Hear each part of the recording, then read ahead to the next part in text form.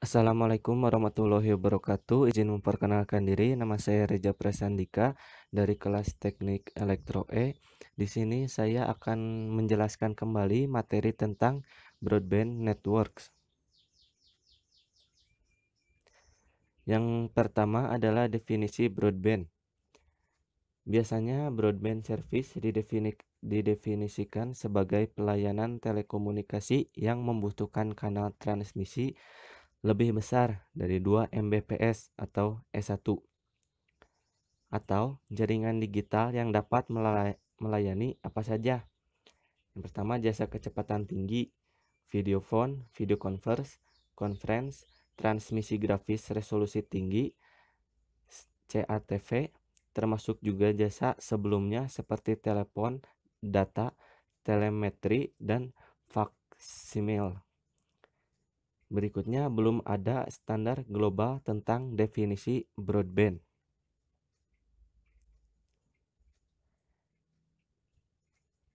Yang berikutnya, mengapa broadband?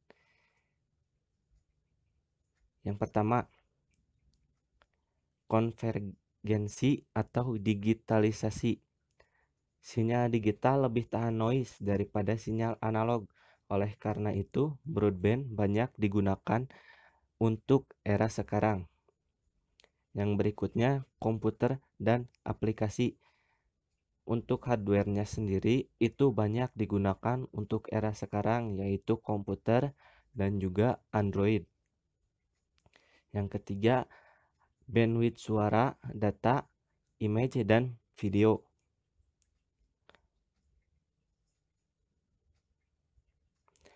Ya, jadi ini lebih efisiensi dari bandwidth, data, suara, gambar, dan juga video. Yang berikutnya adalah teknologi akses broadband. Yang pertama ada wireline broadband access. Yang kedua ada wireless broadband access. Ini dibagi menjadi dua. Yang wireline broadband access ini jadi penggunaan broadband menggunakan kabel. Jadi masih jalur pemindahan data masih memakai kabel. Contohnya ada XDSL dan FTTX atau HFC. Yang kedua ada wireless broadband access. Nah, ini adalah penggunaan broadband yang tanpa menggunakan kabel, jadi wireless. Dan contohnya sendiri ada wireless LAN atau WiFi yang sering kita gunakan dan juga WiMAX.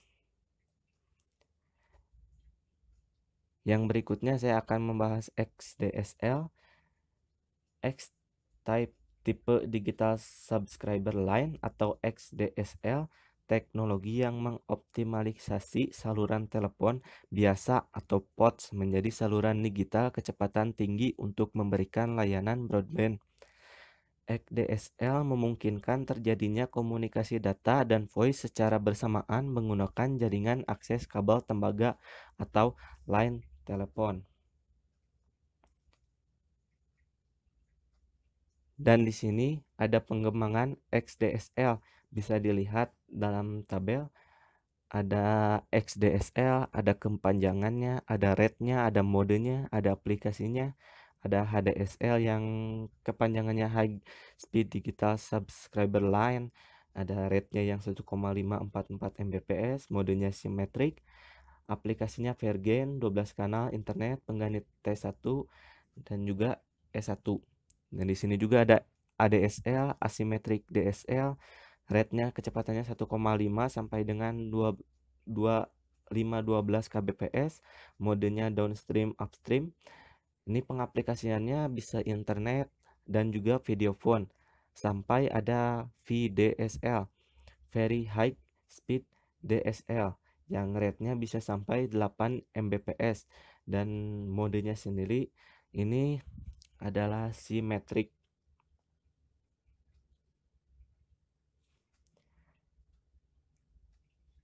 Oke, yang berikutnya adalah ADSL. ADSL, Asymmetric Digital Subscriber Line, adalah teknologi akses yang memungkinkan terjadinya komunikasi data, voice, dan video secara bersamaan menggunakan media jaringan akses kabel tembaga satu pair. Disebut asimetrik karena rate atau kecepatan transmisi dari sentral ke pelanggan atau downstream tidak sama dengan rate transmisi dari arah pelanggan ke sentral atau upstream. Aplikasi ini digunakan untuk menyalurkan layanan broadband bitrate downstream sampai dengan 8 Mbps, upstream hanya bisa 640 kbps. Hardware ADSL. Yang pertama ada modem ADSL. Yang kedua DSLAM, Digital Subscriber Line Access Multiplexer. Contohnya filter voice dan data, modulator, demodulator, DSL, dan multiplexer. Terus ada ATM atau IP switch, titik penyambungan antara DSLAM dengan RAS.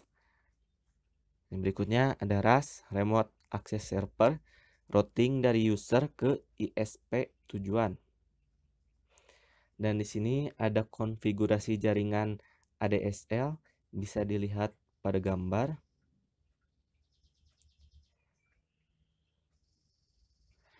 Residensial sebagai user, contohnya adalah PC, telepon, atau modem.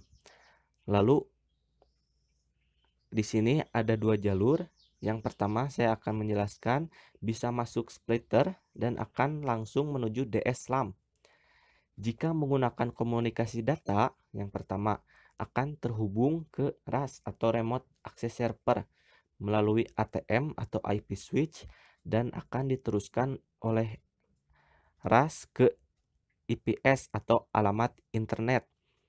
Nah, yang kedua, bila akan menggunakan komunikasi voice dari DSLAM akan langsung terhubung ke sentral PTSN atau Public Service Telephone Network, lalu diteruskan ke user lainnya. Berikutnya ada kelebihan dari ADSL itu sendiri. Yang pertama, satu saluran telepon dapat digunakan untuk pembicaraan telepon dan akses data seperti internet, file transfer, email, dan lain-lain pada saat bersamaan. Yang kedua, koneksi ke internet lebih cepat dibanding menggunakan analog modem. Yang ketiga, sifat hubungan dedicated connection. Berikutnya, jasa ADSL. Yang pertama, ada internet access. Yang kedua, video on demand. Yang ketiga, remote LAN access. Yang keempat, interaktif multimedia. Yang terakhir, untuk HDTV perlu very high data rate DSL, VDSL. Yang berikutnya saya akan menjelaskan tentang FTTX. Di sini FTTX sendiri ada dibagi menjadi 4, fiber to building, FTTB, fiber to curb, FTTC, fiber to home, FTTH, dan hybrid system atau fiber coax. Yang pertama ada FTTC atau fiber to curb, merujuk pada instalasi dan penggunaan kabel serta optik yang langsung terhubung ke pinggir jalan atau trotoar dekat rumah atau perkantoran. FTTC ini didesain sebagai pengganti dari layanan telepon zaman dahulu. Kabel koaksial atau medium lainnya membawa sinyal dalam jarak pendek dari trotoar ke rumah-rumah atau pertokoan. Yang berikutnya, FTTB atau Fiber to Building merujuk pada instalasi dan penggunaan kabel serat optik di mana kabel serat optik tersebut membentang dari gedung satu rumah atau kantor. Aplikasi FTTB sering menggunakan jaringan optik aktif atau pasif untuk menyalurkan sinyal melalui kabel serat optik ke perumahan individu atau perkantoran. Yang berikutnya ada FTTH atau Fiber to the home, merujuk pada instalasi dan penggunaan kabel serat optik di mana kabel serat optik tersebut membentang dari kantor pusat ke ruang tamu sebuah rumah atau perkantoran. Pada saat sinyal tiba, sinyal tersebut akan disalurkan melalui kabel koaksial, koneksi nirkabel, kabel optik, maupun kabel saluran telepon. Yang terakhir ada HFC, singkatan dari Hybrid Fiber Coax. Pada dasarnya, HFC adalah suatu perangkat yang digunakan untuk jaringan telekomunikasi dan merupakan penggabungan dari teknologi fiber optik, optik elektronik, dan teknologi kabel koaksial tradisional, sehingga merupakan salah satu teknologi hibrid. Yang berikutnya ada wireless LAN. Wireless LAN menggunakan gelombang radio elektromagnetik untuk berkomunikasi dari suatu tempat ke tempat yang lain dalam mode yang satu. Pertama, peer-to-peer. Yang kedua, LAN to LAN. Umumnya diimplementasikan sebagai jaringan extension atau alternatif dari jaringan wired LAN. Berikutnya, menggunakan frekuensi ESM atau industrial, scientific, dan medical. Tidak butuh lisensi. Kelebihan dari WLAN. Pertama, plug and play dapat digunakan secara langsung. Kedua, meningkatkan produktivitas dan layanan, seperti akses informasi secara real time dan dapat mengakses dimanapun dalam area organisasi atau kantor. Ketiga, kecepatan instalasi dibandingkan penggelaran jaringan kabel yang membutuhkan waktu yang lama. Fleksibel, dapat digelar di mana saja, bahkan di tempat di mana kabel tidak mungkin diimplementasikan. Yang terakhir, reduksi biaya dalam kasus pengembangan pemindahan maupun perubahan konfigurasi LAN.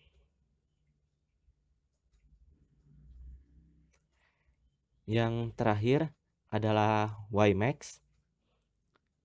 WiMAX merupakan singkatan dari Worldwide Interoperability for Microwave atau Microwave Access.